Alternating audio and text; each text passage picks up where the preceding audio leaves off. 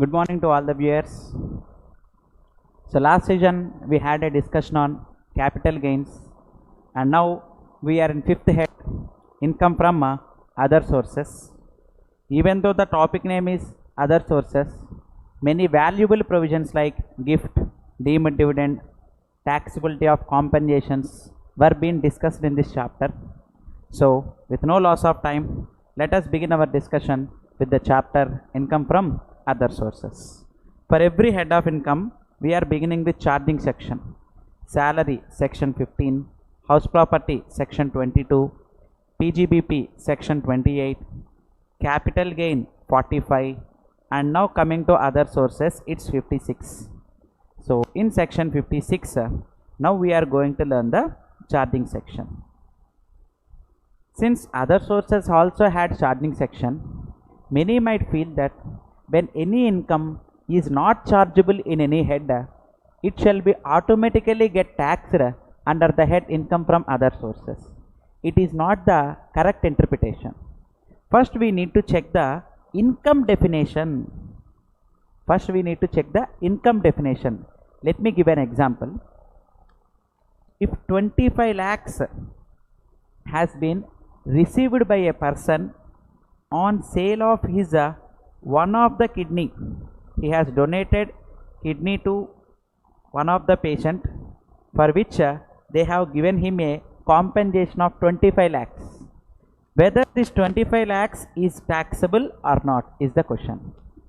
When any kidney has been donated but not for a free charge, he has taken 25 lakhs and contributed one of his kidney to other person. In this case, this 25 lakhs, whether is it taxable under the head salary? No, there is no employer and employee relationship. This is not a house property, and this is not the business of the SSC, and kidney is not the capital asset, and hence it is not chargeable under any of the heads of income. So the thing that comes into our mind is, since the income is not chargeable under these four heads, it may be taxable under the head income from other sources. But this is not the criteria. This 25 lakhs even is not taxable under the head income from other sources also. First of all, it has to be included in definition of the term. The income has been defined in section 2 subsection 24, where the provisions which were specified in charging section of other sources were only taxable. So you have to delete that thing from your mind, that when any income is not chargeable under other heads, it is automatically chargeable under the head under other sources. This is not the correct way of interpretation.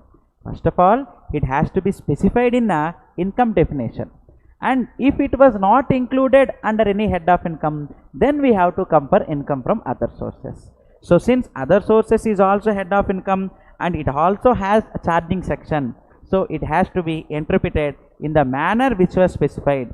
So charging section consists of two subsections, subsection 1 and subsection 2.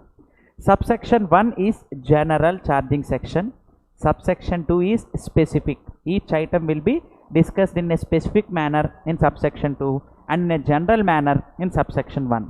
So coming to subsection 1, conditions to be satisfied to tax any income under this head.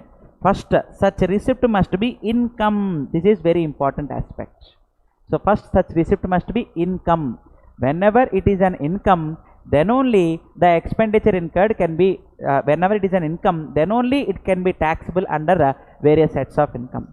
So first of all, in order to tax an income under the head income from other sources, the first thing to be kept in mind is such receipt must be income is the first point. And coming to second point, such income must not be exempt. If it is an exempted income, it is not taxable under any head also. Even in other sources also it is not taxable. So the income must be a taxable income. It must be an income, first point. It must be a taxable income, and it must not be charged under other heads of income. Then only we have to come to income from other sources. Next, coming to the other thing, according to section 56, we have two subsections. Subsection 1 is general and subsection 2 is specific. Now coming to the specific provisions of income from other sources, the first concept that was specified here is dividends. So now let us learn the taxability of dividends in the hands of the shareholders. Sir, actually, dividend, if I categorize into two parts, dividend from companies, okay, and dividend from mutual funds. Dividend from mutual fund is fully exempt under section 10 subsection 35. The limit of 10 lakhs should not be interpreted in section 10 subsection 35. So entire dividend received from mutual fund is fully exempted under section 10 subsection 35, because the mutual fund at the time of the distribution is going to pay tax on the distributed profits. We are going to learn it in assessment of other persons, trust, securitization trust. In that way only we will discuss assessment of mutual fund also in that day. So now coming to the matter, income from mutual fund, dividend from mutual fund is fully exempted under section 10 subsection 35. So coming to first part, companies. In case of companies, dividend from companies, dividend received from companies, okay, dividend received from companies. Here I am going to divide it into two parts: dividend received from Indian company or dividend received from foreign company. Dividend received from foreign company is always taxable under the head income from other sources. But if dividend is received from Indian company, in such a case, if the dividend is received by, dividend is paid by an Indian company, and the dividend, if it is received by another Indian company, company A has invested in company B and is going to receive the dividend. So if dividend is received by Indian company or received by trust or received by education institutes or hospitals who are claiming exemption under section 1023C. This exemption under section 1023C we are going to deal in one of the chapter, assessment of trust, at a later point of time. Now coming to the subject, in these three cases, if dividend is received by them, then such dividend is exempted. Then such dividend is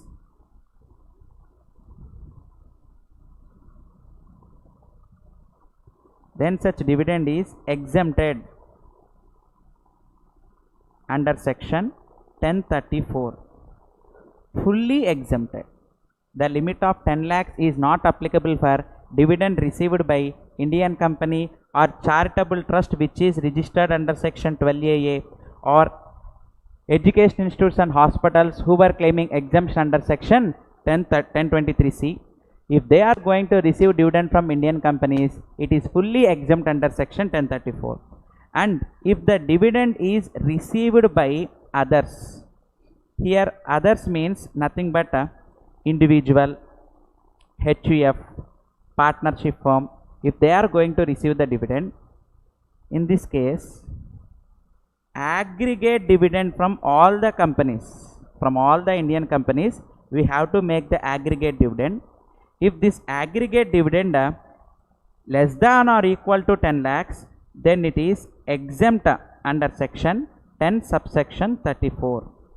But if the aggregate dividend from all the companies has exceeded 10 lakhs, then up to 10 lakhs we can claim exemption under section 1034. Greater than 10 lakhs, in excess of 10 lakhs received aggregate dividend is taxable at the rate 10% under section 115 BBDA. So I think these provisions of dividend is very clear. Dividend from mutual fund, irrespective of the limit, it is fully exempt under section 10 subsection 35. But dividend received from dividend received from companies, I have bifurcated into two categories: Indian company and foreign company. So dividend received from Indian company, received by Indian company or charitable trust or education institutes claiming exemption under 1023 is fully exempt under section 1034. And coming to second part, if dividend is received by others, that means individual, HUF, partnership firm, to the extent of aggregate dividend of 10 lakhs, exemption can be claimed under section 1034. And aggregate dividend exceeding 10 lakhs, to the extent of 10 lakhs, exemption can be claimed under 1034. Greater than 10 lakhs is taxable under section 115 BBDA at the rate 10%. So I think this concept of dividend is very clear. So coming to our discussion, this is the first point regarding dividends. And dividend should also be discussed from company point of view also regarding dividend distribution tax. So let me clarify this, because dividend includes a deemed dividend under section 222 A to E also. So that deemed dividend also we are going to have a discussion. Okay. So let me continue this. At that point of time, I shall also clarify you the concept of deemed dividend also. Why the dividend is being exempted under 1034 is, company at the time of distributing the dividend, it is liable to pay dividend distribution tax. How to compute dividend distribution tax? Those are all the things now we are going to get it clarified, but after some time. Now coming to our discussion, if we continue, 1B, casual incomes. The thing that was specified here is casual incomes. That means without any effort of the individual. That effort may be based on luck. For example, winning from lotteries, crossword puzzles. Sir, crossword puzzles requires knowledge levels also, but it has been termed as casual income only. So what is the importance of this casual income? All these casual incomes were liable to tax at the rate 30% without any reduction of expenses and without any set off of the losses. Without any set off of losses and without reduction of expenses, these casual incomes were liable to tax at the rate 30% straight away. And coming to next thing, even basic exemption limit also cannot be claimed out of such casual incomes. And winning from races, card games, other games, even TV game shows and entertainment programs. In TV game show, Kaun Banega Karodpati, if a person is going to win 50 lakhs or 1 crore, whether 1 crore shall be paid to such person? Answer is no. Out of such 1 crore, they are going to deduct TDS at the rate 30%. Sir, Kaun Banega Karodpati means it's completely intellectual knowledge. Such winning, whether it can be termed as casual income. Yes, all the entertainment shows which were given in television, if you are going to win, it shall be treated as casual income only. And such casual incomes were liable to straight away tax at the rate 30%. So coming to point 1C regarding employees' contribution towards staff welfare scheme. We have already discussed in the concept of, we have already made a discussion in profit from business or profession, profits and gains from business or profession, that employees' contribution has to be deposited by employer within the due date of relevant act. Within the due date of relevant act, it has to be deposited. So ESI, PF, within the due date specified in such act, such provident fund contribution of employee has to be deposited. If employee's contribution is not deposited within the due date of the relevant act, it shall be treated as the income of the SSE. That means it shall be added back. If it was not added under the head PGBP, then we are going to add it under the head income from other sources. So if this item has already been considered in PGBP, now you need not worry. If you are not going to add it under head PGBP, in such a case, we have to consider here. Okay. Next, coming to interest on securities like debenture interest. If debentures were held as stock in trade, then debenture interest is taxable under head PGBP only, because the thing that was specified here is, if it is not chargeable to head under the head PGBP, if debenture is a stock in trade, then the dividend, then the interest received out of such debenture and bonds shall be taxable under the head PGBP. But if it held as an investment, then the interest received out of the debentures shall be taxable under the head income from other sources, is the conclusion. Okay. Coming to second part, higher income of plant, machinery and furniture. Sir, if plant and machinery and furniture letting itself is our business, Pandal and Shamiana contract, letting out of furniture and plant and machinery itself is our business, then rent received out of such plant and machinery and furniture is taxable under the head PGBP only.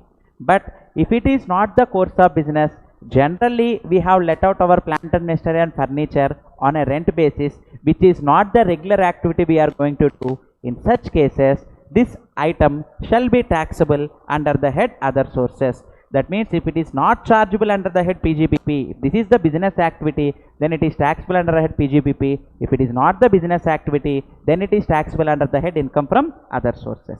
So coming to third point, higher income of plant, machinery and furniture along with building. So if you remember our discussion with income from house property, if there is composite rent, that means where building rent includes rent for other facilities also, this is called as compounding rent. In case of compounding rent, composite rents are not compounding rent, composite rent, where building rent and other facilities rent is separable, then building rent is taxable under head house property, other facilities rent is taxable under the head other sources.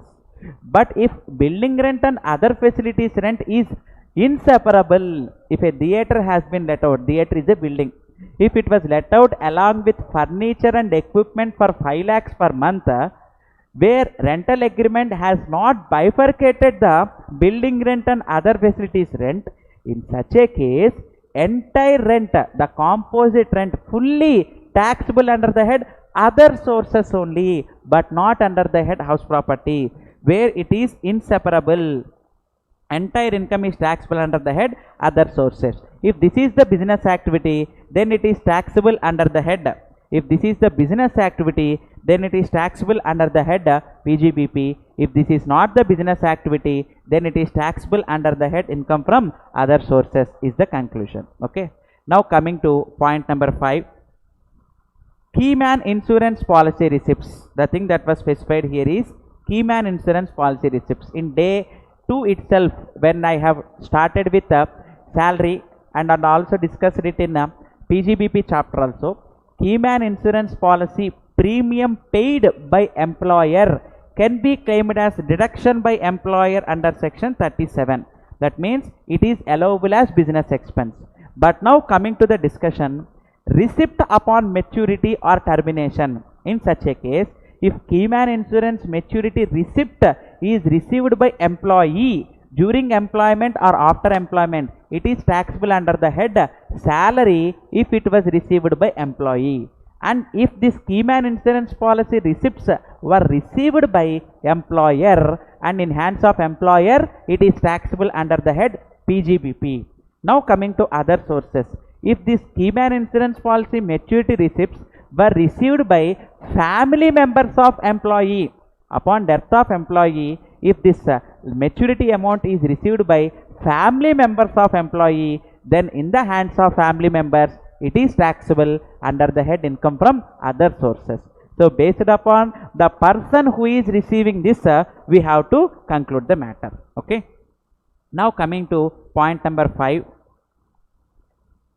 Here we have completed Keyman insurance policy. These are all the subsections which were specified in section 56 subsection 2. As we have already discussed that PGBP, other sources, we have section 56 charging section, 2 subsections. Subsection 1 is a general thing and subsection 2 is the specific charging section. Now we are with specific items, completed dividends, casual incomes and contributions.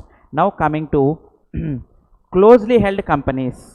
In case of closely held companies, here there is a provision. Let me give a clarification for examination point of view, and also since the members in practice generally have high private companies, so unlisted companies, this provision is very useful to all the chartered accountants and also students, IPCC and final level, everyone, this provision is very, very useful. Closely held company. Closely held company or unlisted companies or company in which public is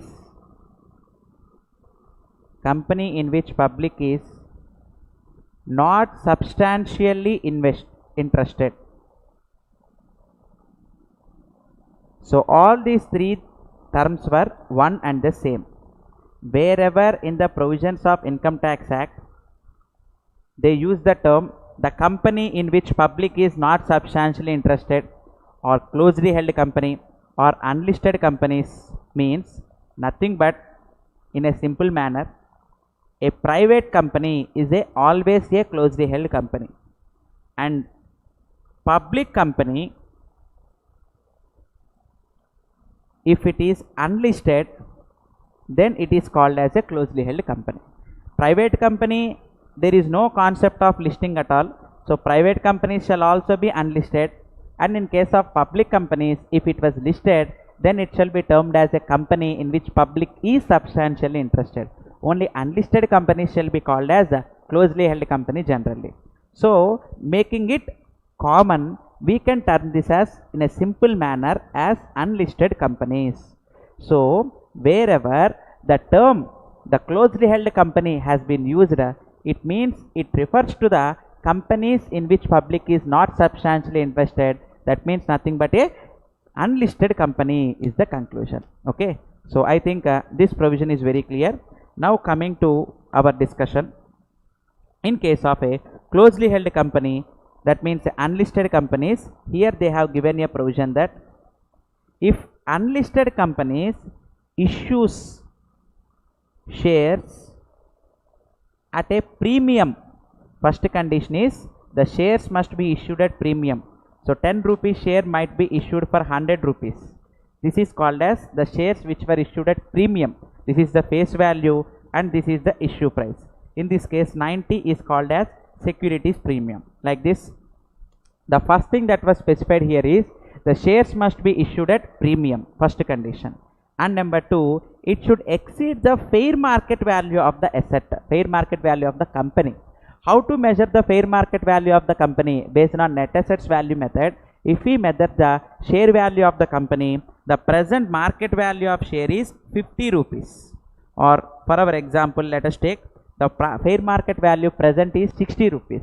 And now it has been given for 100 rupees. In this case, the difference is 40 rupees, which is in excess of fair market value. This 40 is taxable in the hands of closely held company under the head income from other sources is the conclusion. So even though the securities premium received is 90 rupees, 90 rupees is not taxable in the hands of the company. In the hands of the company, we are going to tax only 40 rupees. That means the price which exceeds the fair market value is 60 rupees and issue price is 100 rupees. Condition number 1, it must be issued at a premium. Condition number 2, it has to exceed the fair market value. In such a case, such excess amount is taxable under the head income from other sources. This provision is applicable only in case of closely held companies only is the conclusion. So by this we have completed clause 7b, and coming to clause 8, interest on compensation. Compensation is taxable under the head capital gain. If you remember, in last day we have discussed provisions of capital gain. Compensation or enhanced compensation is taxable in the hands of the recipient under the head capital gains upon acquisition of any land or building.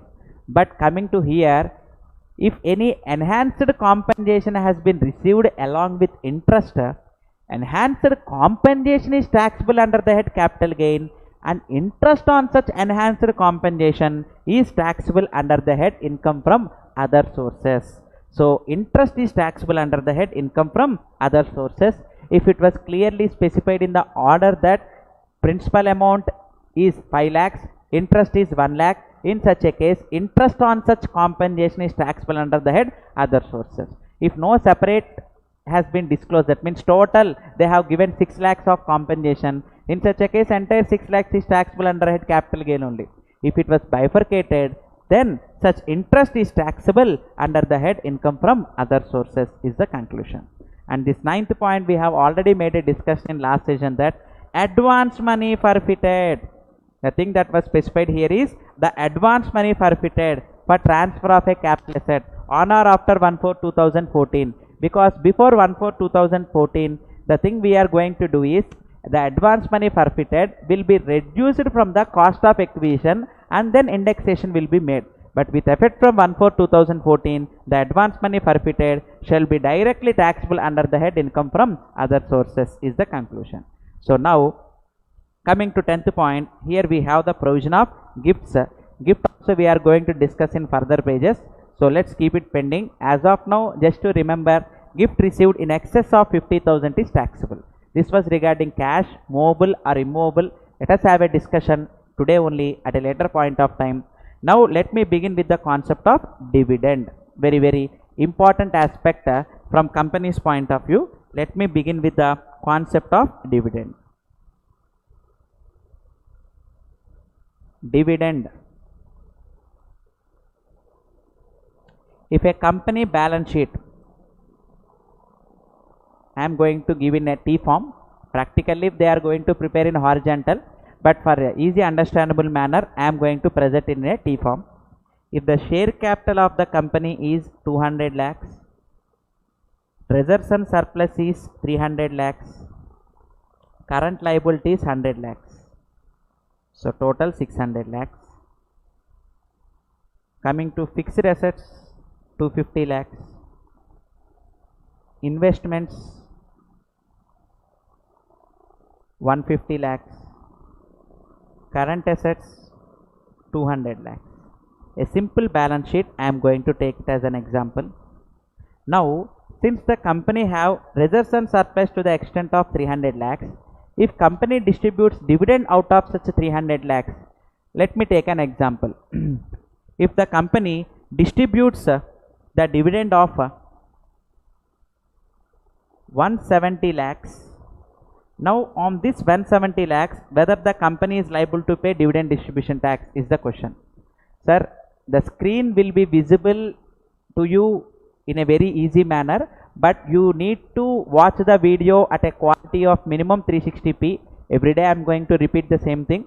The screen is not clear is the query that was raised here, but it will be clear, sir, but you need to watch the video in a minimum 360p quality. Okay, now coming to our discussion. If the company is going to pay the dividend of 170 lakhs, in such a case the company is liable to pay dividend distribution tax at the rate 15% plus surcharge at the rate 12% plus health and education cess at the rate 4%. On which item this tax is leviable? If the company distributes 170 lakhs dividend, whether dividend distribution tax of 15% attracts on 170 lakhs only? Answer is no. This 170 lakhs is the net dividend given by the company. What we need to do now is gross up the net dividend. That means the gross dividend, this dividend is equal to 85%. After dividend distribution tax, this is the net dividend payable by the company. Dividend distribution tax is payable on the gross dividend, and hence now the gross dividend is 170 lakhs into 100 by 85. Because this 170 lakhs is equal to 85%. The gross dividend 100%, how much? We need to make a calculation. 170 lakhs into 100 by 85 is the gross dividend received by the company. This is payable by the company. On this gross dividend, dividend distribution tax at the rate 15% must be calculated. So let me take an example. If for example, if this comes to 200 lakhs, on 200 lakhs 15% dividend distribution tax means nothing but 30 lakhs.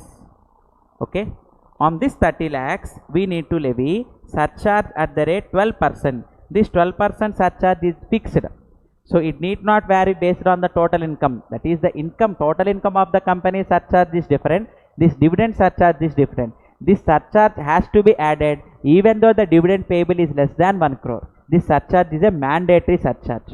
So coming to this 12% surcharge we need to add here, and after adding this 12% of surcharge, and we need to add health and education cess at the rate 4%. Here comes the total dividend distribution tax payable by the company. That means dividend distribution tax is payable on the gross dividend is the conclusion. So coming to the point here, even though the company is distributing 170 lakhs of dividend, but company is liable to pay dividend distribution tax on the gross dividend. They are going to gross up the dividend and levy dividend distribution tax. So by this the provision is very clear that it is very harsh on point of view of the company.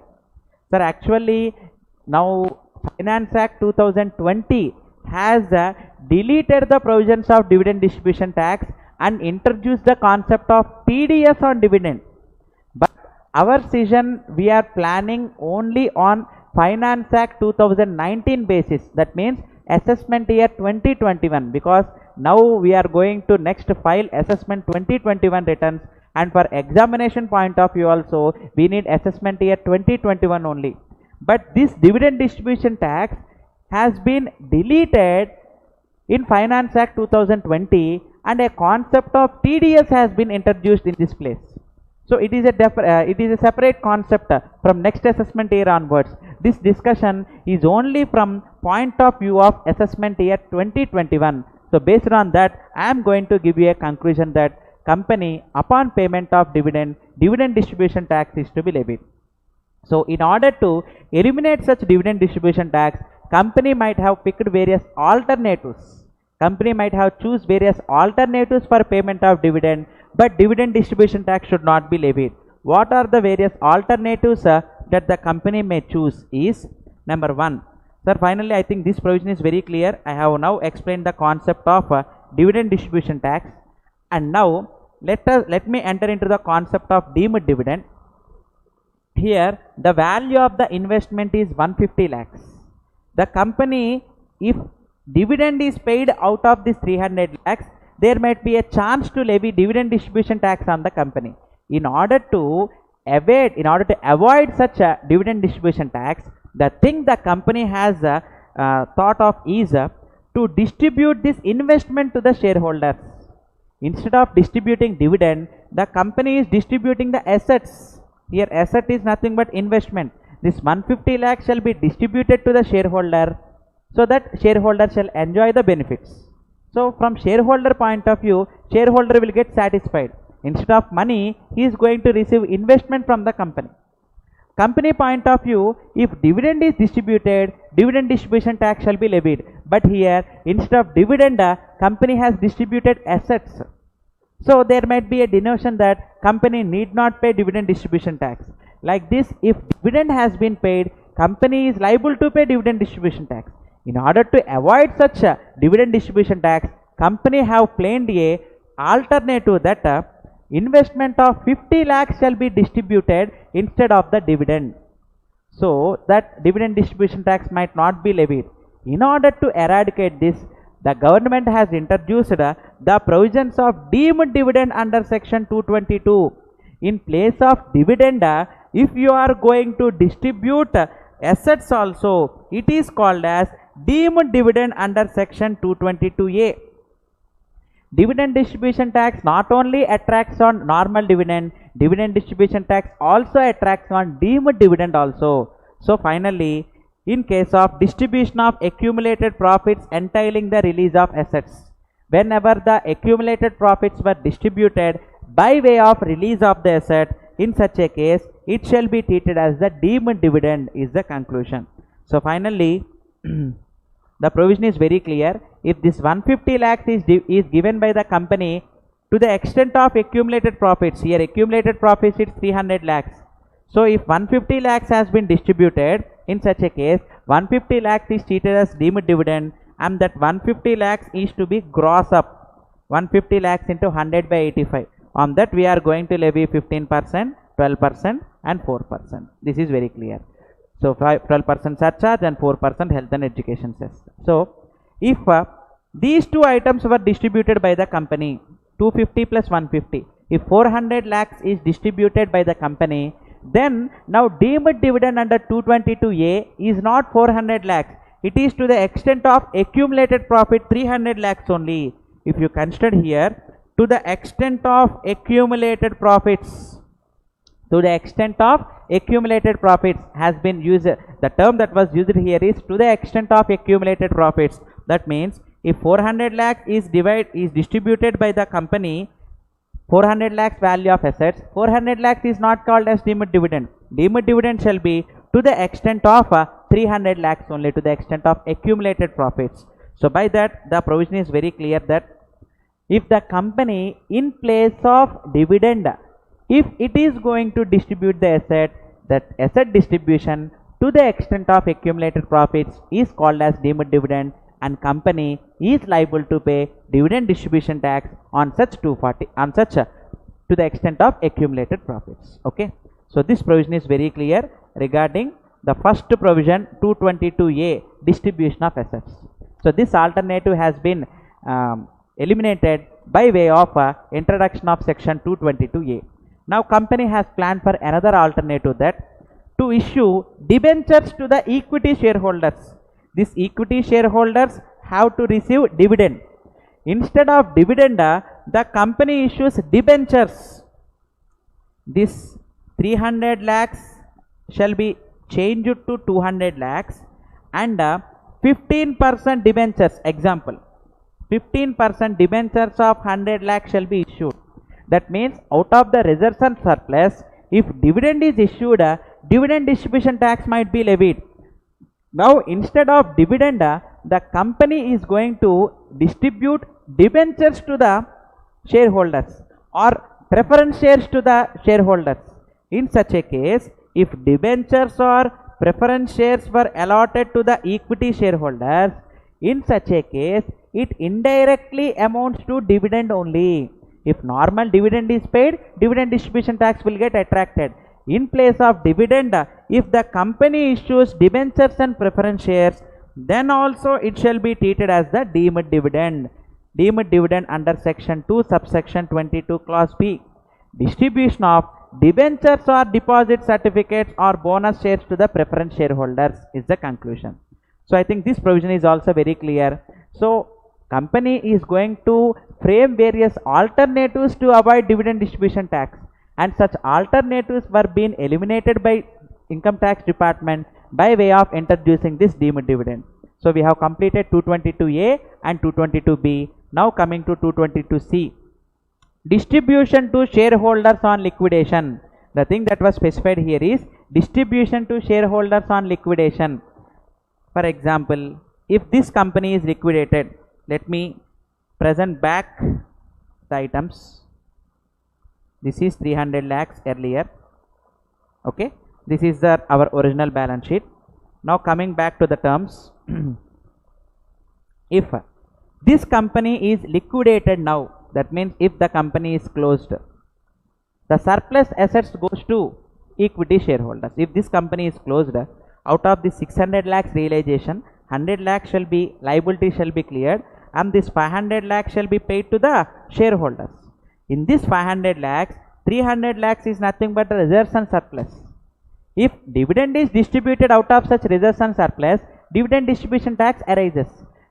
Now upon liquidation, if this 300 lakhs shall also be paid to the shareholders, that means in an indirect manner, at the time of liquidation, the company is going to share reserves and surplus to the shareholders.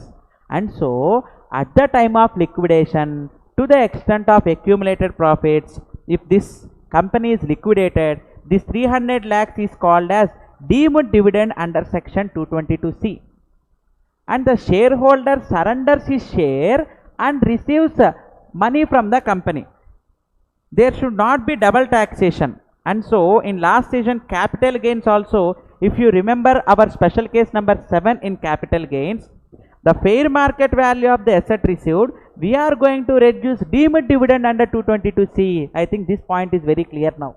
Last session we have not discussed deemed dividend, so I have kept that point in pending. Now this provision is very clear. Before continuation of this point, let me come back to this provision that in case of companies upon liquidation, sir, this concept is applicable for any company, private company, public company, listed, unlisted, any company. For all the companies, this concept of deemed dividend is applicable. So the share capital 200 lakhs is nothing but investment by the shareholders. In excess, they are going to receive nothing but reserves and surplus. Such reserves and surplus, to the extent of accumulated profits at the time of liquidation of the company, is called as deemed dividend, is the conclusion. So I think this provision is very clear. So upon liquidation also, to the extent of reserves and surplus, company is liable to pay dividend distribution tax, is the conclusion. Okay. Now let me come back.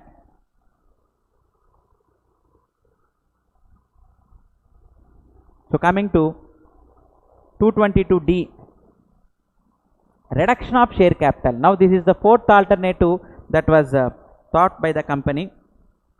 Instead of liquidation, now let us come back to example again. the same example I am going to present it in 5 different forms. If in this balance sheet, the company, what the thing it is going to do is, instead of giving dividend out of this 300 lakhs, they are going to reduce share capital to 100 lakhs. And out of current assets, since cash is available, they are going to pay the dividend. That means, instead of reducing reserves and surplus, the share capital of 200 lakhs has been changed to 100 lakhs.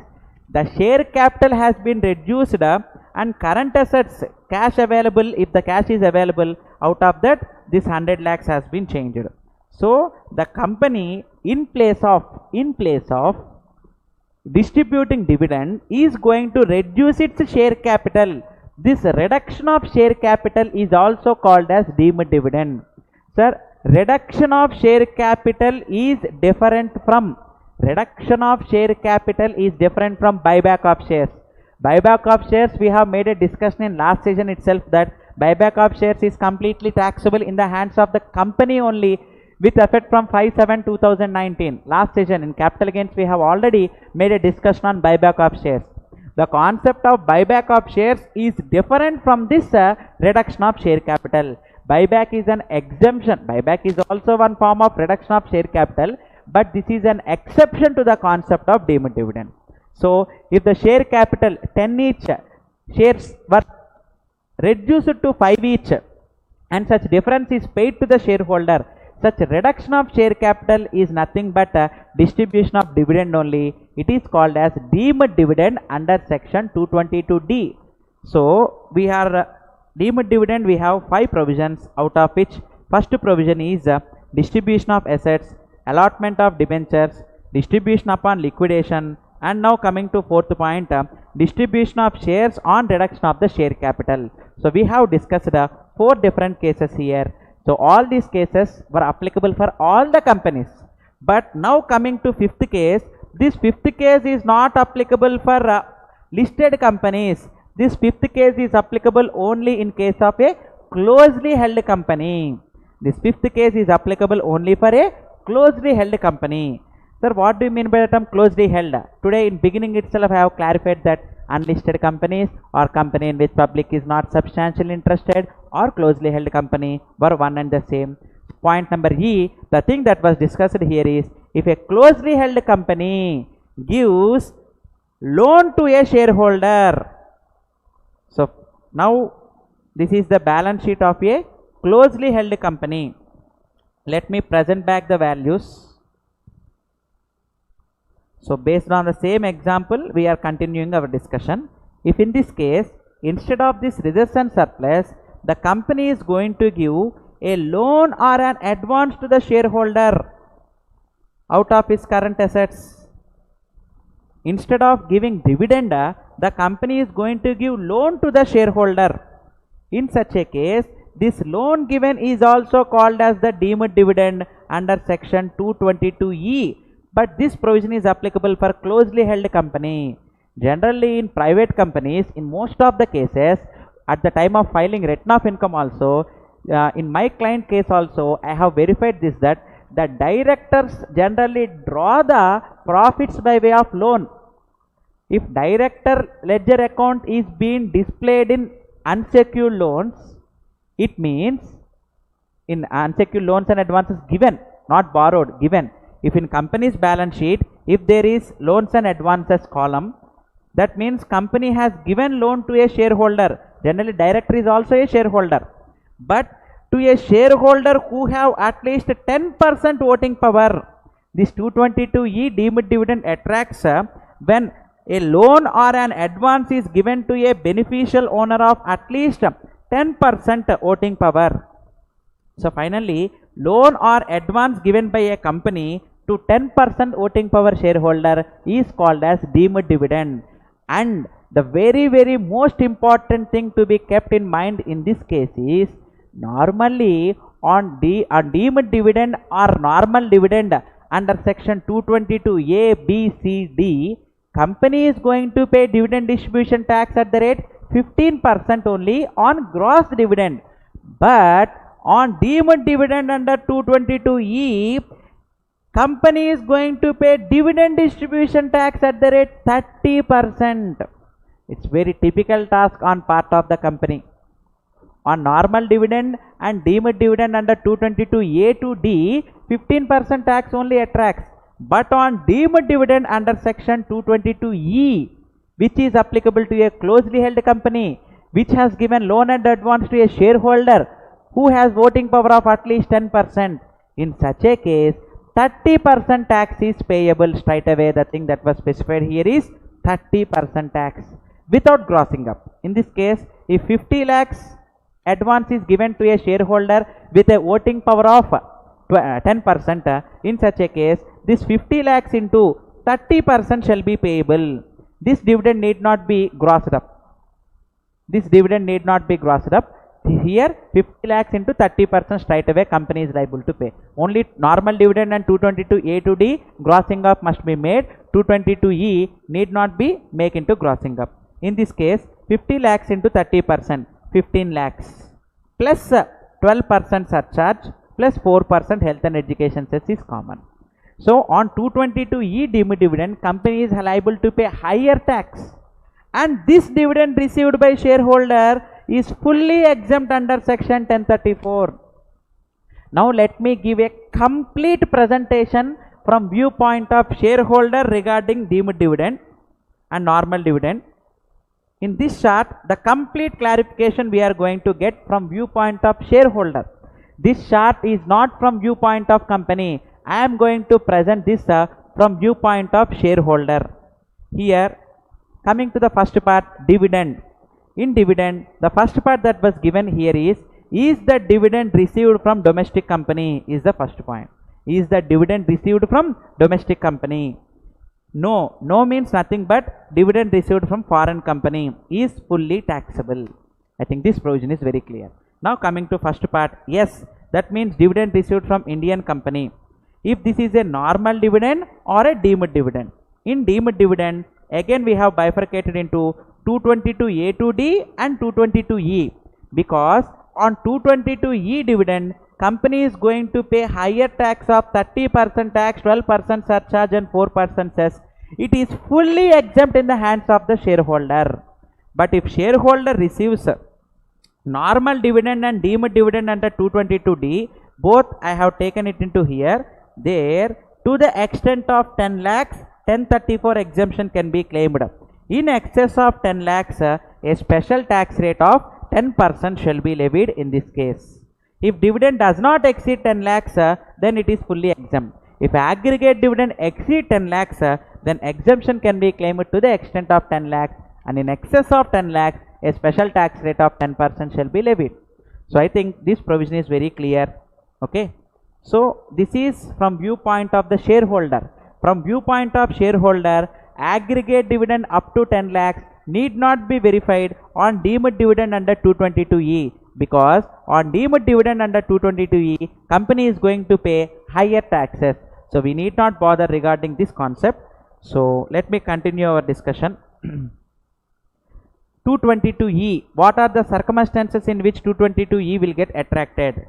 Number 1, loan is given to a shareholder who is having voting power of at least 10%. Now coming to second part, this part I am going to give you a clarification by way of example. A Limited, Mr. B, C Limited. If Mr. B has 10% capital in B A Limited and 20% capital in C Limited, if A Limited gives advance to B Limited, this is a deemed dividend under 222E. If C Limited gives advance to B Limited, Mr. B, this is also a deemed dividend under 222E, because minimum 10% voting power is already existed, and hence if Mr. B borrows loan, it shall be treated as deemed dividend to the extent of accumulated profits. But now comes into the question that if A Limited gives advance to C Limited, this is also a deemed dividend, indirect way of lending. If Mr. B borrows loan, we automatically know from this first point itself that this is a deemed dividend. Now coming to point number B, loan is given to a concern loan is given to a concern. A Limited has given loan to a concern C Limited, in which shareholder having 10% voting power has substantial interest in a company. If Mr. B has substantial interest in C Limited, if A Limited, in which B has 10% voting power, gives advance to C Limited, this advance is also called as deemed dividend.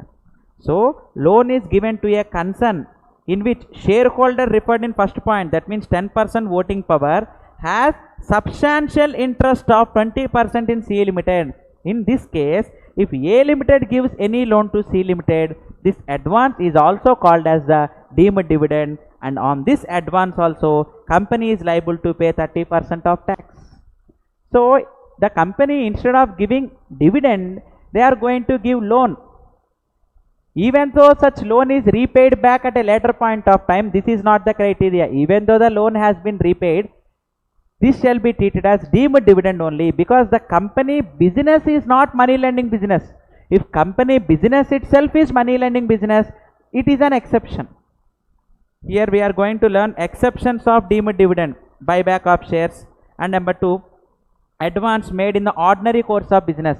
If the shareholder itself is creditor of the company also, for the purchase of stock, if any advance of 10 lakhs is given, and such creditor is also a shareholder of the company who has 10% voting power, in this case advance has been given to purchase the material, not out of the profits.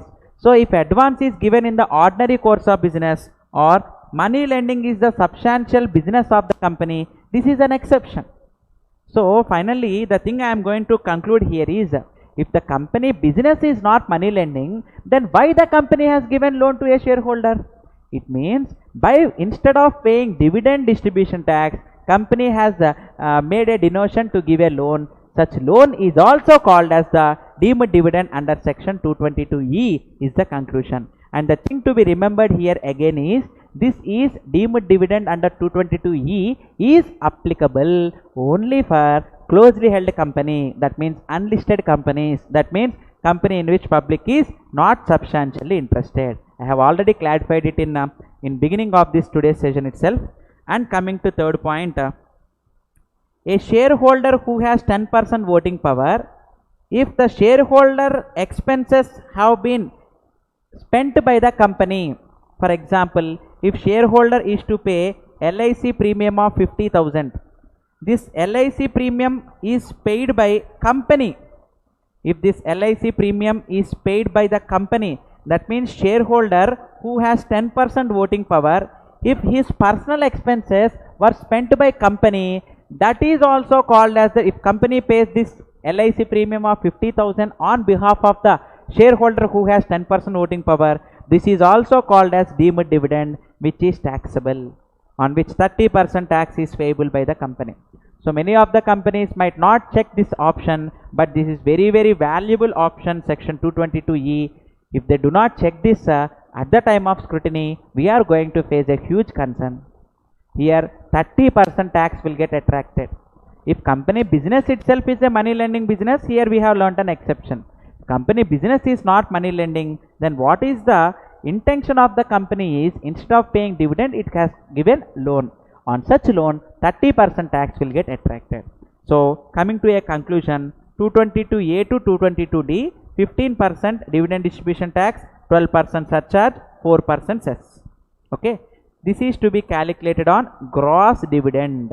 Okay, now coming to 222E, special tax at the rate 30%, 12% surcharge, 4% cess, and it is fully exempt in the hands of the shareholders. This dividend distribution tax is to be paid on net dividend only. This need not be grossed up. Generally this dividend shall be grossed up 100 by 85, but this deemed dividend under 222E need not be grossed up is the conclusion. So I think this provision of 222E is very clear. And now here we have another deemed dividend. So not a deemed dividend, general dividend received by a company.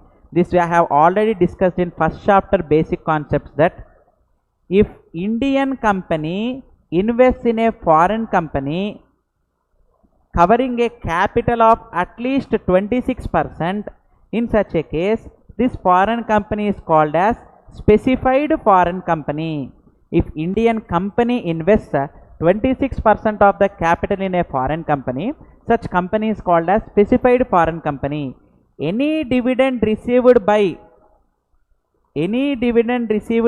this Indian company out of such foreign company, a special tax rate at the rate 15% is liable to be paid.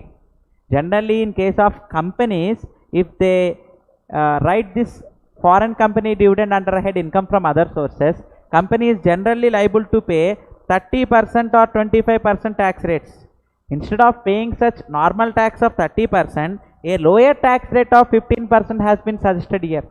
Who has to invest? Indian company. Where it has to invest? In foreign company. How much it need to invest? 26%. Now what the company is required to receive? Dividend. Dividend is taxable out of deemed dividend, normal dividend and deemed dividend. Both the things we have focused. And coming to casual incomes.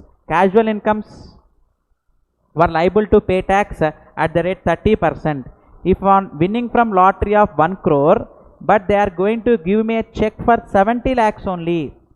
But we have to tax income from other sources 70 lakhs into 100 by 70. 100 lakhs, that means 1 crore should be shown as income from other sources. Gross winnings is taxable under the head income from other sources, not net winnings. The thing we are going to give here clarification here is the gross dividend is taxable, not the net dividend. Okay. So gross income is taxable. Okay. So let me come to a conclusion here that the casual incomes, horse races, crossword puzzles, lottery income, card games, here special tax rate at the rate 30% and health and education cess at the rate 4%. Straight away we can calculate. Actually education cess 2%, health and education cess 1%, and along with that in order to provide medical facilities, this is secondary and higher education cess, health facilities 1% is been collected. We are aggregating all of them and specifying as 4%, but actually if we need a bifurcation, education cess 2%, primary education cess, secondary and higher education cess 1%, health cess 1%. In total we are going to straight away specify that health and education cess at the rate 4% shall be levied. So without any reduction of the expenses, even lottery ticket cost also cannot be claimed as expenditure. If I have purchased a lottery ticket for 10,000 and I have won 10 lakhs, 10 lakhs is taxable. Even lottery ticket cost of 10,000 also cannot be claimed as reduction. So without any reduction, full amount is taxable is the conclusion.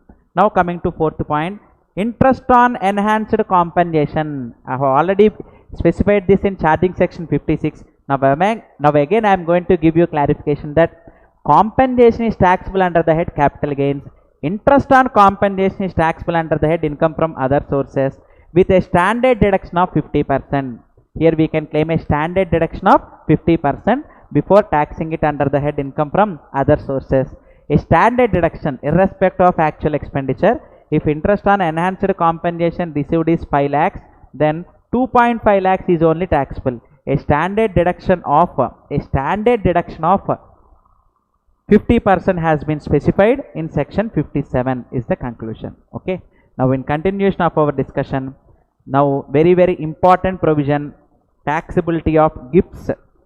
How the gifts were taxable and how much is the exemption given, what are the exceptions in the provisions of gift. So let us have a detailed discussion here, and after this discussion some queries were raised in live chat. I am also going to solve such queries at the end of the session. Now let me continue my discussion with the taxability of gifts. Gifts I have categorized into 3 parts: cash gift, movable properties and immobile properties, because the limit of 50,000 is applicable for each category. For each category we can claim the limit of 50,000. So I have divided the gifts into 3 categories: cash gift, movable property gift and immobile property gift. I have categorized them into 3 parts.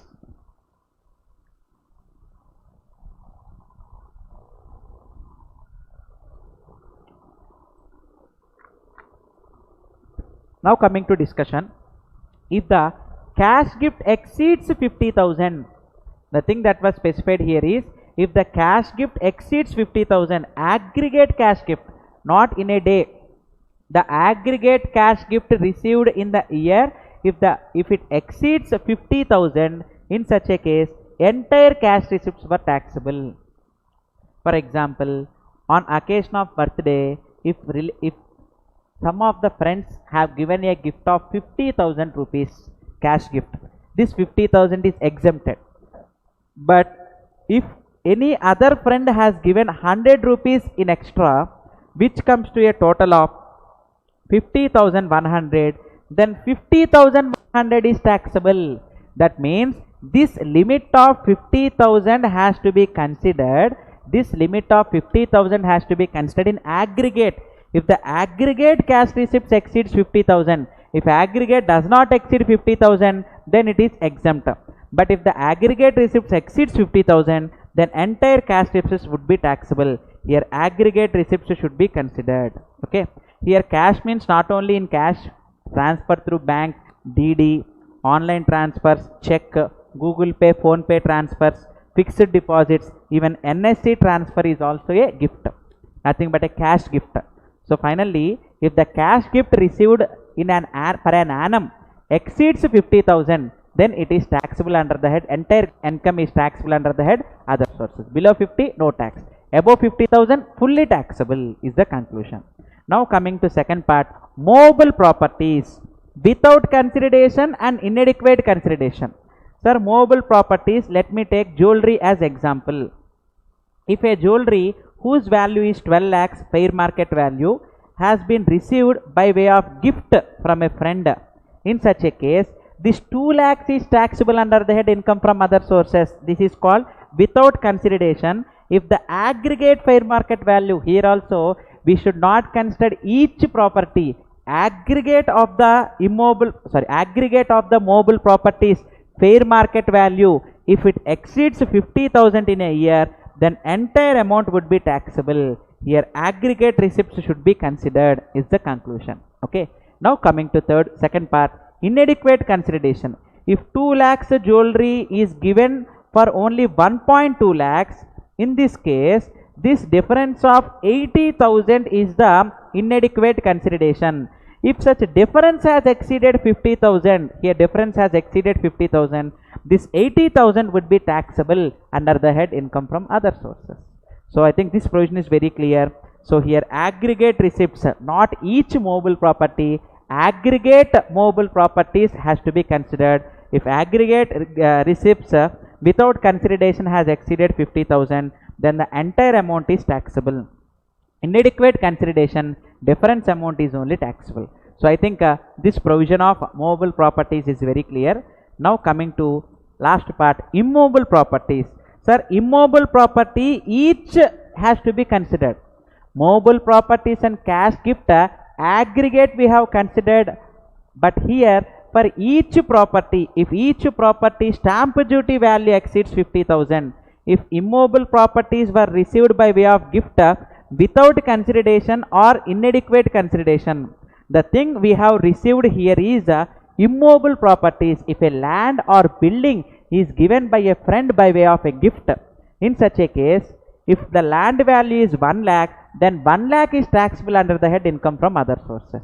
If 2 lands were given as gift, land 1 whose stamp duty value is 40,000, land 2 whose stamp duty value is 40,000, even though aggregate has exceeded 50,000, nothing is chargeable under the head income from other sources, because each property should be considered. Here we have the term aggregate, here we have the term aggregate, but in case of immovable properties, we need to consider each immovable property is the conclusion. And in case of inadequate consideration, inadequate portion, that means difference, the stamp duty value and actual consideration difference, if it exceeds 50,000, and also 5% of inadequate portion. Last session we have discussed section 50C, 5% variation permissible, and in 43CA PGBP also we have discussed that 5% difference is permissible. Like that, in the same way, here also we have a provision of 5% permissible variation. Let me clear this with an example.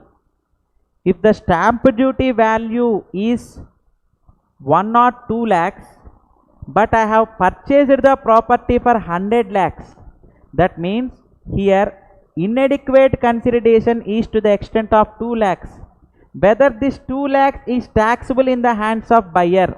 Answer is no, because even though this inadequate portion has exceeded 50,000, it has not exceeded 5% of the actual consideration. Here actual consideration is 100 lakhs. 5% of actual consideration means 5 lakhs. It has to not only exceed 50,000, the gift amount, the inadequate portion should exceed 5% of the actual consideration also. That means if this difference is only 5% or less, then the provisions of gift is not applicable. Provisions of gift will be applicable only in a case where the inadequate portion, sir, without consideration there is no doubt. If the stamp duty value exceeds 50,000, it is taxable. But in case of inadequate portion, the difference should also exceed not only 50,000 but also 5%. When these both conditions were satisfied, then only it is taxable under the head income from other sources. And here the thing I have already given you a clarification that each property has to be considered. In first two cases, cash and mobile properties, we have considered aggregate, but coming to immobile properties, each property has to be considered. Okay. Now let me give an example. If you answer this example, then the gift provision you are very clear. Now coming to this, here I have given so that it would be very easy rather than discussing an example. This would be very easy. 50,000 limit is for each category. 50,000 limit is for each category. Now let me give an example. If you understand this example, the provisions as of now what I have discussed shall be very clear to you. Here we have 5 categories of gifts. Number 1, cash gift. Number 2, mobile property without consideration. Number 3, mobile property inadequate consideration. Number 4, immobile property without consideration. Number 5, immobile property inadequate consideration. If in each category I have received a gift of 40,000 rupees, if in each category I have received a gift of 40,000 rupees, now whether the provisions of gift will get attracted is the question.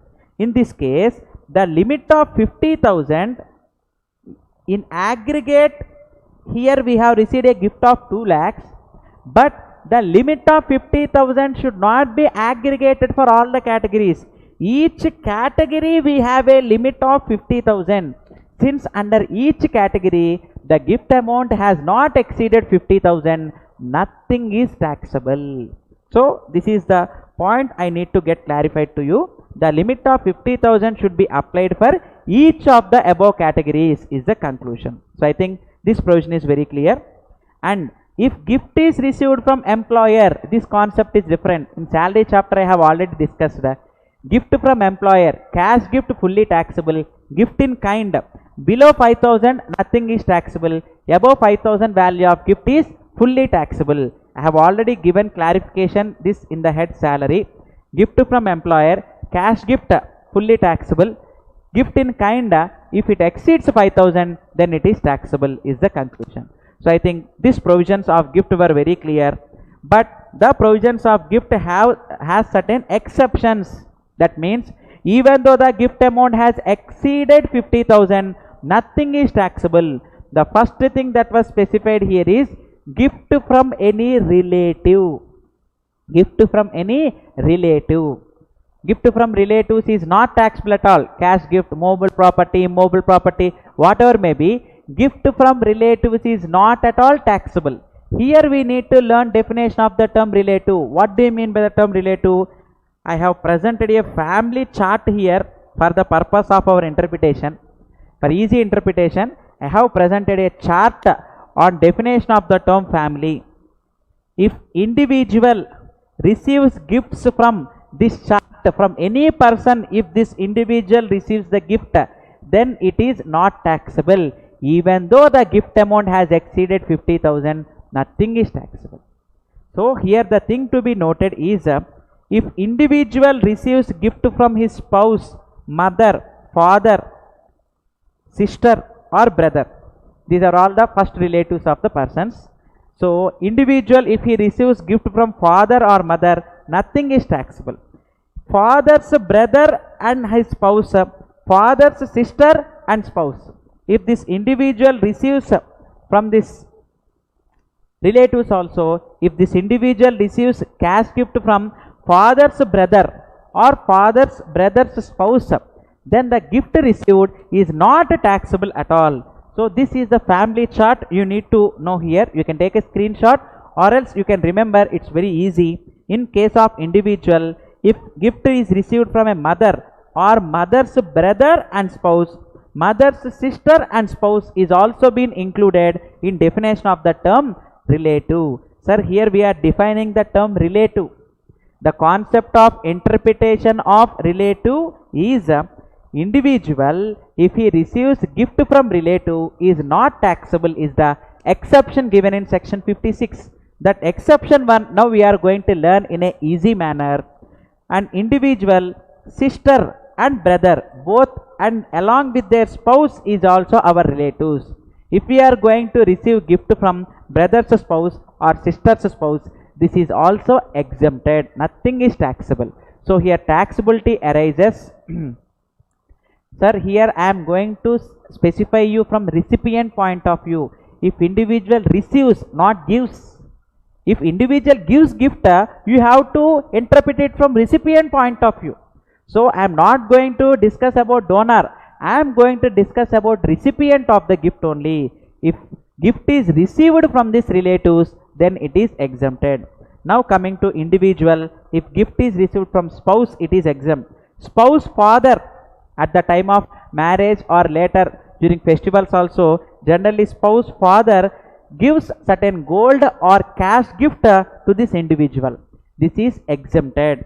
So spouse father or spouse mother, if they give any cash gift or mobile or immobile property as gift to individual, this is not taxable. Even spouse sister and spouse brother, if any gift has received, nothing is taxable in the hands of the individual. Now coming to below, individual daughter and spouse, individual son and his spouse, if any gift has been received, this is also exempted. Sir, everything if you see here, the arrow mark is presented towards individual. If you see, all the arrow marks were presented towards individual. That means if individual receives the gifts from those persons, sir, here spouse father, spouse mother need not give gift to spouse. Even though spouse father directly gives gift to individual also, it is exempted. Just to understand, I have made arrow mark to spouse, but here the meaning is, if the gift received by individual, it is not taxable at all. Here we have clearly presented the chart of individual. Now coming to second part, in case of HUF, all the members were relatives. In case of HUF, the term relative means all the members shall be treated as relatives in case of HUF. So if HUF gives gift to members or members give gift to HUF, nothing is taxable under the head income from other sources because it has been excluded. Okay. Now coming to individual. If an individual receives a gift from his grandfather, if individual receives a gift from his grandfather, whether is it taxable? No, because any linear ascendant, father, grandfather, great grandfather, mother, grandmother, great grandmother, whatever may be, all the linear ascendants have been included here. All the linear ascendants were relatives, and gift received from son, grandson, great grandson, whatever may be.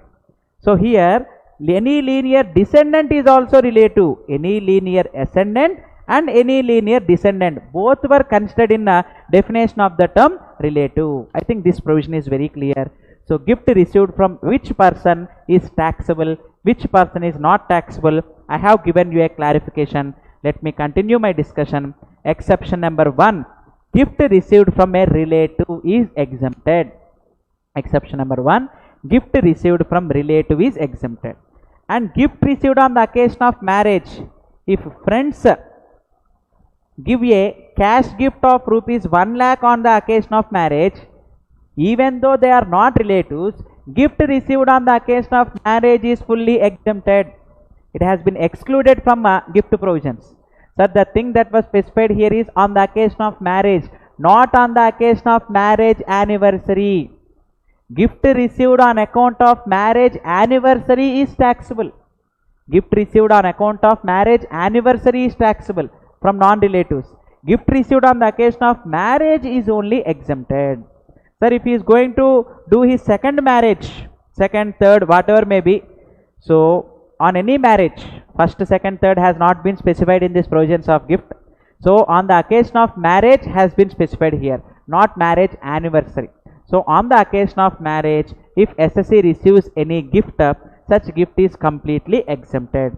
And any gift received by way of will or inheritance or in contemplation of death of a payer, if Mr. A has sister, if upon death of his sister the properties of sister were received by his brother due to non-existence of any other relatives, if properties of sister comes to brother, this is called as in contemplation of death of a payer, this is also exempted. And gift received from a trust, gift received from the trust, because trust, if it spends for non-charitable purpose, it is going to pay tax, and hence any scholarship or amount received from trust, gift provisions will not get attracted. Even 1023C, we are going to discuss it in assessment of trust. So hospitals and education institutions, if they are going to give any scholarships, it is also exempted. Okay. So any individual created by trust, the same thing that was specified here also. So let me come to a conclusion that these exceptions were very, very important practically and also for examination purpose. If an item is not covered in exception, then only it is taxable. Okay. So now I will give you one example for interpretation of this gift provision. This is very, very important. If I am going to give you a gift, if I am going to give a Benz car whose value is 50 lakhs to you, if I am going to give a Benz car as gift to you, whether you are liable, because donor is not the criteria, the person who is receiving the gift has to offer the income under the head income from other sources. If I am going to give gift to you a car, a Benz car whose market value is 50 lakhs, whether you are liable to pay tax by offering the income under the head income from other sources. Just think of a while. If I give a gift of a motor car with a fair market value of 50 lakhs as gift to you, you are not my relative. You are not my relative. And whether the gift value of 50 lakhs is taxable in your hands is the question. So many might think that this is taxable, but this is not taxable. This is not taxable. If I am going to give a Benz car as gift to you, whether are you liable to pay any tax on fair market value on 50 lakhs under the head income from other sources? Answer is no. Sir, why you are saying it as no? The fair market value, car is a mobile property. The fair market value has exceeded 50 lakhs and hence it is taxable. No, it is not taxable, because now let me come to the subject. Very, very important concept we are discussing here. Now let me come to the subject. Here the thing that was specified here in gift is we have to give movable property as gift. Yes, car is movable, but we need to learn definition of the term property. This term is very important. Only the things which were defined in the term property is given by way of gift whose value exceeds 50,000, then only it is taxable. If an item is not specified in property definition, if that item I am going to give you a gift, then nothing is taxable. Taxability arises only when the term which was specified in definition of the term property. Sir, I have given an example of motor car. If I have given motor car to you, whether are you liable to pay tax? Answer is no. You need not pay tax on this motor vehicle, because if you come to definition of the term property, the thing that was specified here is immobile property. If land or building has been given by way of gift, then it is taxable. Shares, jewelry, archaeological collections, bullion, drawings, paintings, sculptures, work of art. Motor car has not been given. If I am going to give a laptop of 70,000 as a gift to you, I am going to give a laptop 70,000 fair market value as gift to you. Whether are you liable to pay tax on this 70,000? Answer is no, because laptop is not a property. Section 56 in property definition. Section 56 in property definition. The thing that was specified here is the list does not contain car, laptop, cell phone. If a cell phone whose value is 1 lakh has given gift to you, if I have given a gift of 1 lakh mobile phone to you, whether are you liable to pay tax under income from other sources? No, because the things which were covered in property definition, if they were gifted, then only the tax liability arises. I think this point is very clear. Every gift is not taxable. Cash gift, mobile property gift, immobile property gift. We have to learn the definition of the term property first. When any item which is not defined in the term property is given by way of gift, then nothing is taxable, is the conclusion. So I think this provision is very clear. Now coming to TDS implications on transfer of immobile property. So let me come to straight away that point, that TDS implication under 194IA. TDS implication. Actually, in case of immobile property, if the value exceeds 50,000 the consideration exceeds 50 lakhs, in such a case 1% TDS has to be deducted. I will present you this concept of 194IA in next chapter. We have separate discussion in one day regarding the concept of TDS and TCS. Here I will give you a clarification again. So let me conclude here that if immobile property value exceeds 50 lakhs, then TDS will also get attracted. 1% is the thing to be noted here. Okay. Now coming to immobile property. In hands of seller, in hands of buyer. Immobile property, that means nothing but a land and building. Sir, this chart is very important. Now we are going to link three sections, 43CA, 50C and 56 subsection 2 clause 10. These three sections we are going to learn in common. In hands of the seller, if land and building is held as stock in trade, 43CA applies. If the land or building is sold at a price less than the stamp duty value, then stamp duty value is considered as the full value of consideration. A minimum variation of 5% is permissible. This I have already discussed in the chapter PGBP. And coming to second part, if land and building is held as a capital asset, then section 50C applies. Here also the same thing, 5% variation is permissible. If it exceeds, then while offering income under the head capital gains, stamp duty value is to be considered. These two things I have already considered it under the head PGBP and capital gains. Now coming to other sources, in hands of buyer. If the difference, this 50 lakhs is TDS, this concept is different. If in hands of buyer, 110 lakhs stamp duty value of property is purchased for 100 lakhs, in hands of seller we are going to take 110 lakhs as the full value of consideration, and in hands of buyer this difference of 10 lakhs, it has exceeded 50,000 and it has also exceeded 5% of consideration. In this case, this 10 lakhs is taxable under the head income from other sources. Sir, this chart is not a new thing. This is a revision of the concepts which were discussed earlier. Okay. Now, the stamp duty value on the date of agreement or on the date of registration.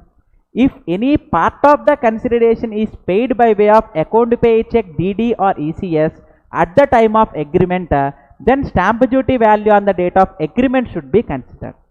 If it was not paid at the time of agreement or not paid by way of account pay check, DD or ECS, then stamp duty value on the date of registration is to be considered, because the stamp duty value may differ from the date of agreement to the date of registration. In this case, the thing that was specified is, even though the stamp duty value might differ, whether agreement has to be considered, registration has to be considered, depends upon the payment made. If the payment is made by way of account pay check, DD or ECS on the date of agreement, then stamp duty value is to be considered at the time of agreement, or else the stamp duty value on the date of registration is to be considered, is the conclusion. Okay.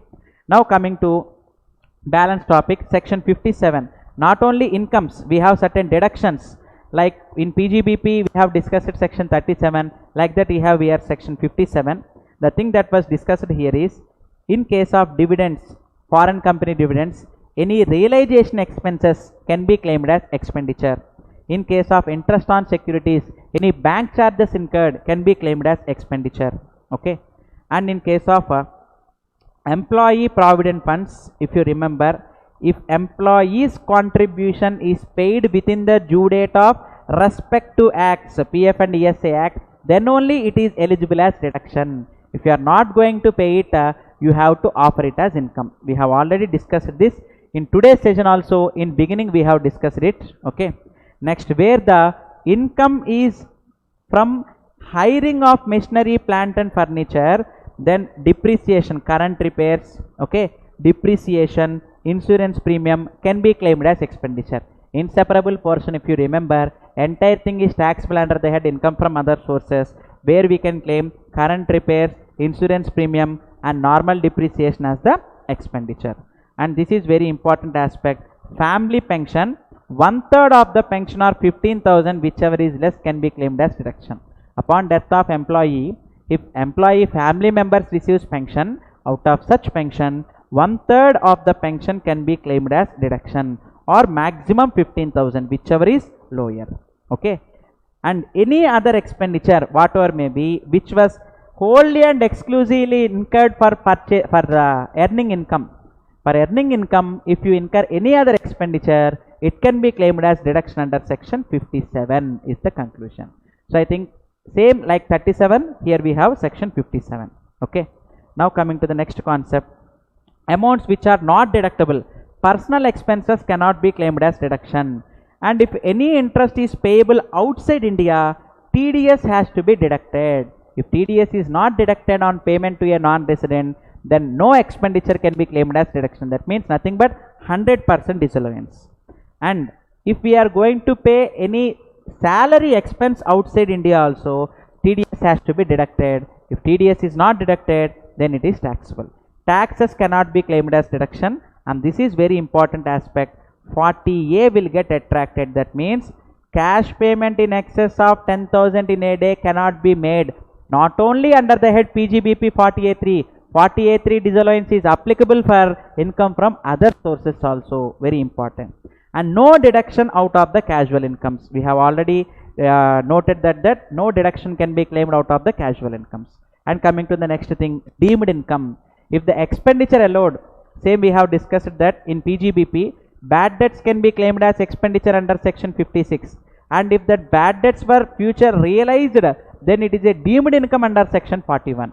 In the same way, if any expenditure which was claimed as deduction under section 57, which was recovered later in future if we are going to receive, then it is called as deemed income.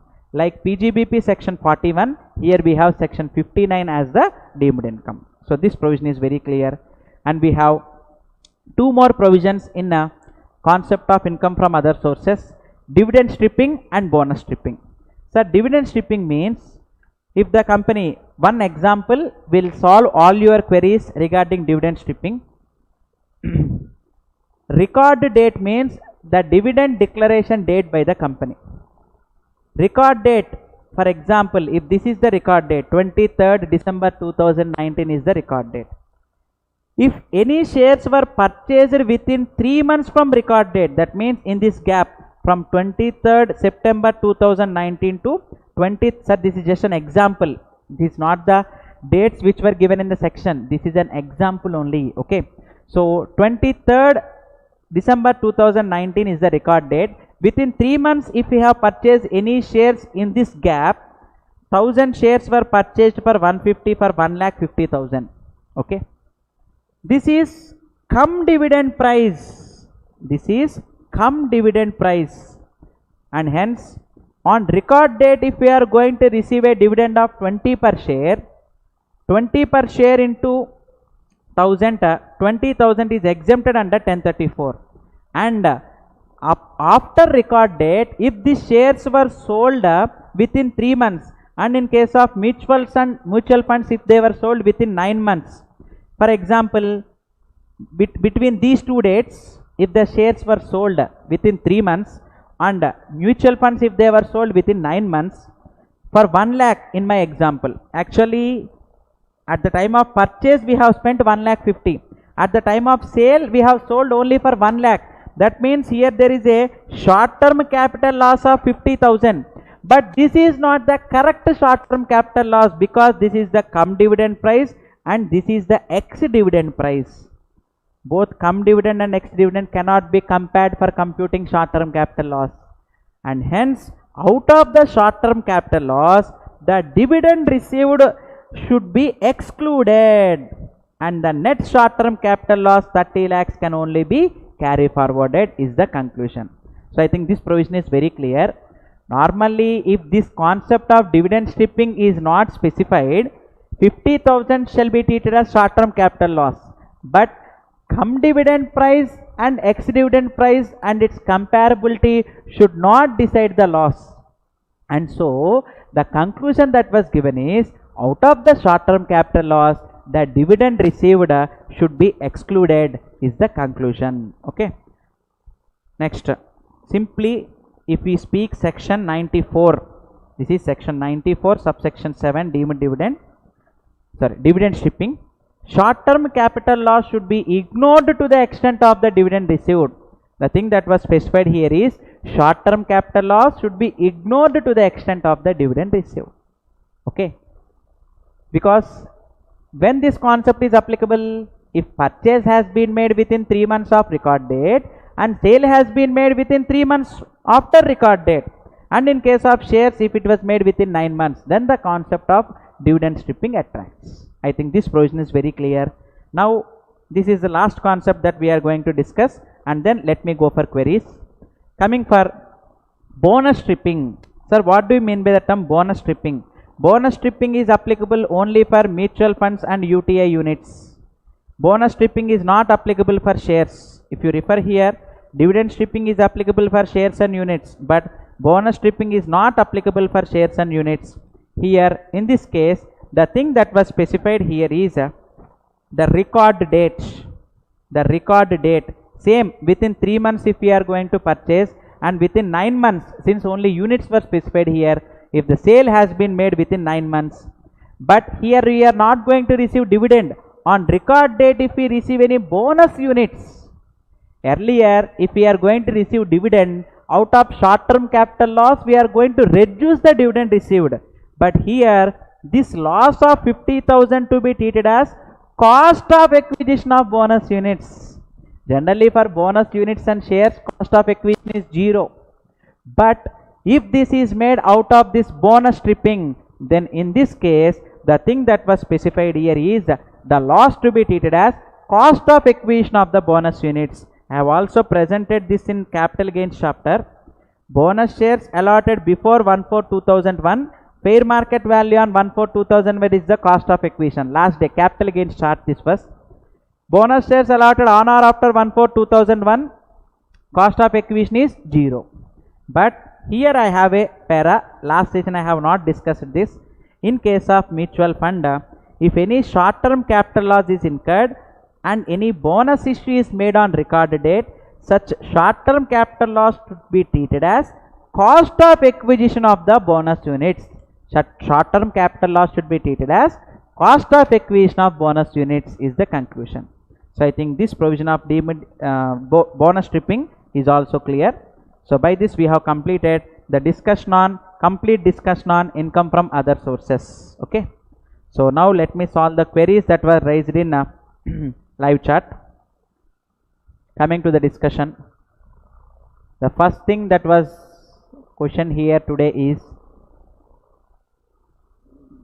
sir, discuss intraday trading and futures and options. Yes, sure, sir. We'll discuss in assessment of other persons at a later point of time.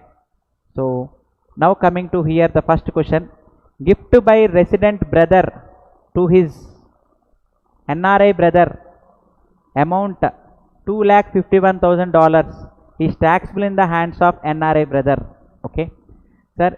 Gift provisions I have discussed in day one that if a resident gives gift to a non-resident, it is deemed to be accrued in India. In this case, you have asked me the question that one brother is located in India and another brother is located outside India. If a brother in India gives gifts to NRI brother, this is called as income deemed to be accrued in India. Yes, it is taxable. But provisions of gift among relatives is generally exempted. Actually, this is, if he is a brother, then nothing will get taxed. But here, the thing that was specified here is in section 56, in order to get taxed, they must be received from non-relative. Here, brother, if he is a cousin, then it may be taxable.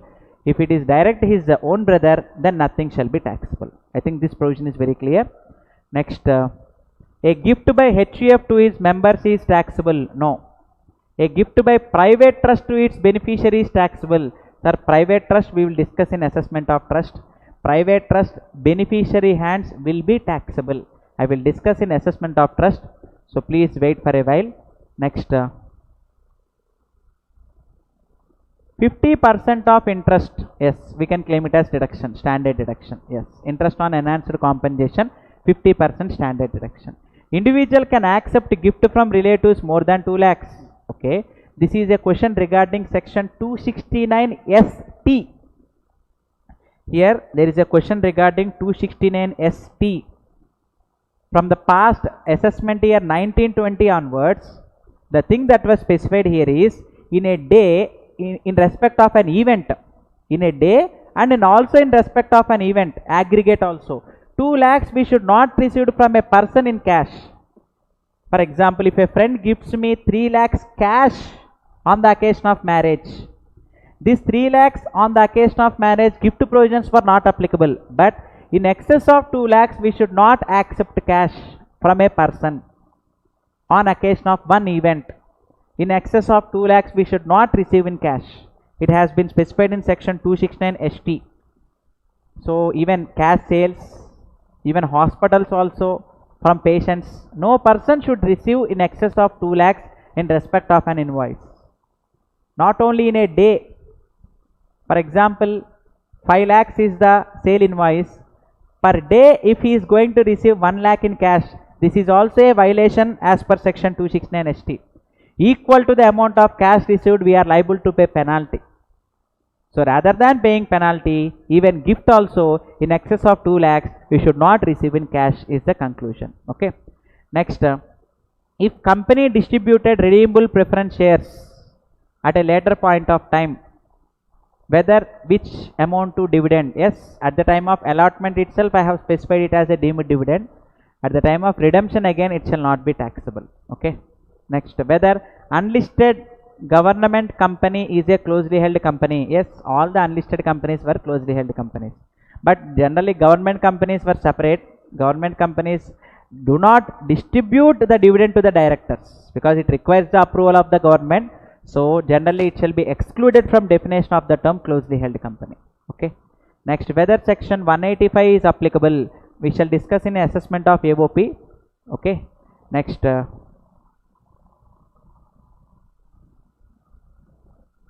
dividend received from mutual fund which investing in foreign company, whether is it taxable? Yes, dividend from Indian mutual funds only exempt under 1035. Dividend received from foreign mutual funds were taxable under the head income from other sources. Okay. If person receives 2 lakhs lottery and has no other income, whether he can claim basic exemption? No. 2 lakhs lottery received, tax at the rate 30% should be paid. No reliefs and no rebates. Even 87A rebate is also not applicable from, not eligible from casual incomes. Okay. Next, if in a closely held company fair market value is negative and face value is 10, then whether it can be issued at par. Yes, sir, if you are going to issue at par, then you are not going to attract gift provisions. Number one, it has to be issued at premium, and the premium should exceed the fair market value. Then it is taxable under the head income from other sources. Okay. So if you issue at par, then nothing shall be taxable. Only securities premium, then the fair market value in excess of the fair allotment price shall be taxable is the conclusion. Okay. Next, Flipkart, Amazon vouchers are also cash gift. Yes, the vouchers were also cash gifts only. Yes, sir. Stamp duty value means, stamp duty value is different from sale consideration. Okay. Next, no minimum sales value as per revenue authority. Minimum value is not the consideration. 50,000 is the limit that was imposed in other sources. Can individual give gift to father's brother? Sir, giving of gift is not the criteria. Receiving of gift is the criteria. If individual gives gift to father's brother, from that father's brother point of view, you are not the relative. Hence, for them the tax liability might arise. So you have to check from your point of view, the recipient point of view, you have to check whether it is taxable or not. Okay.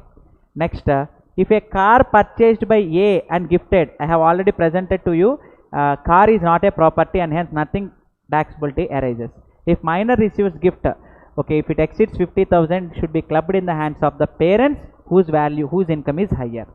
Ex gratia from government is an exempted income. Actually, it's a gift, but it's an exempted income. Exempted income is not taxable. Next, sir, gift received from stepchildren, whether is it taxable? Yes, children were exempted, but not stepchildren. They were taxable. Next,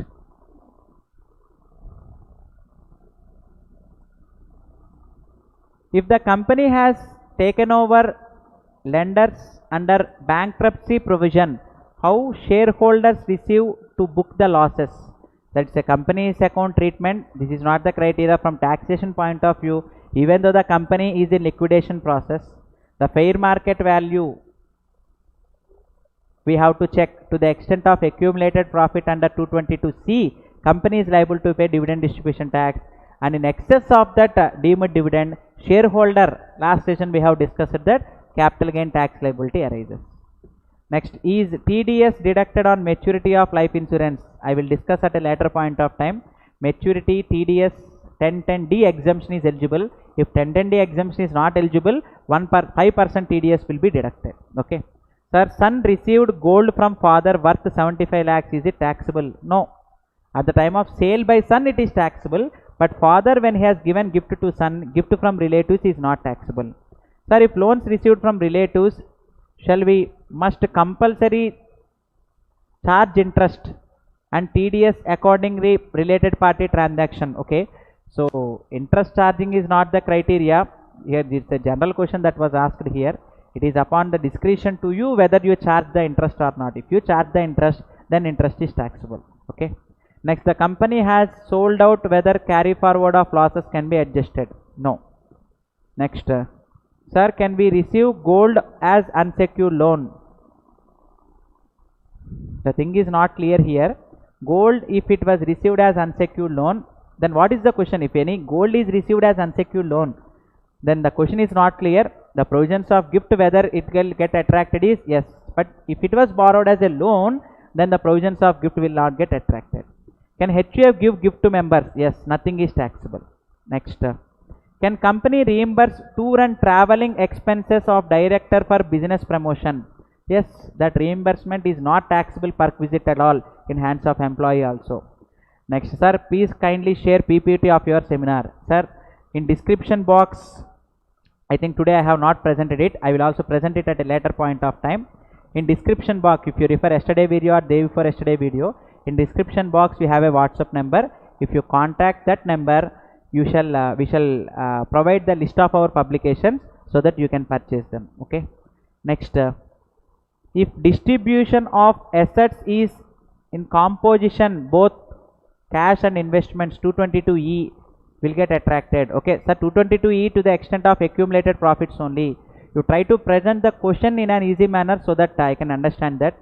On death of wife, can husband inherit the jewelry of wife? Yes. What is the document? Document is not required. Your marriage certificate itself is the proof that they were in marital relationship, and hence nothing, no other document is required in this case. Okay. So many have given compliments here. Thank you very much. Next, whether section 222 Income Tax Act and section 185 Companies Act were one and the same. No, we should not relate both Companies Act and Income Tax Act. Companies Act, at the time of presentation of statements, at the time of Companies Act compliance, you have to check it. It need not be compared with income tax provisions. Both were different from each other. Okay. Next, taxability, shares received less than fair market value. Less than fair market value, then nothing is taxable. Only if in excess of a fair market value, company has issued shares, then only it is taxable under the head income from other sources. Interest on loan against FD income, is it an allowable expense? No. Sir, if you FD interest is taxable under the head other sources, interest on FD loan cannot be claimed as deduction because expense incurred for earning income should be claimed as deduction. This interest expense is not for earning FD interest. If you have borrowed FD loan and used it for business, then interest on FD loan can be claimed as expense under the head PGBP. So I think this provision is very clear. Next. If Amazon voucher, yes sir, Amazon voucher is also cash gift. Okay. Next. Sir, a person can accept less than 2 lakhs from 5 relatives during the year. Cash gift aggregate we need to consider. If each relative given 40,000 each into 5, 2 lakhs, it is taxable because for each category the limit of 50,000 has to be implemented. So 5 lakhs, 5 relatives each contributing 40,000 cash gift is also taxable. Okay. Next, sir, if gift is received from adopted children, okay, adopted children is nothing but own children only now, legal representatives only, and hence gift is not taxable. Sir, gift is received from, okay, can employee pay director income tax 60,000 from his online account? This is a perquisite. Perquisites were different from gifts. If tax of employee is paid by company, it is taxable in the hands of director under the head salary. So we are not going to consider it in income from other sources. Okay. Next, advance if repaid, advance, just a minute, advance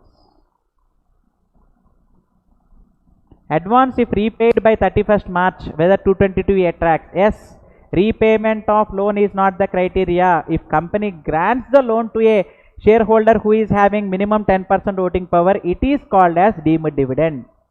In this case, repayment is not the criteria. Okay. Next, whether shares issued for inadequate consideration, what happens in the hands of allottee? Yes, in a difference between the fair market value and actual consideration, if it exceeds 50,000 in the hands of recipient, income from other sources, it is taxable. Next, loan given to a director whose voting power is more than 10% and repaid the same. Sir, the thing I am going to give you clarification is repayment is not the criteria. Income Tax Act is questioning why you have given loan. Your business is not money lending business. Then why you have given loan? It is nothing but dividend. You need to pay 30% tax.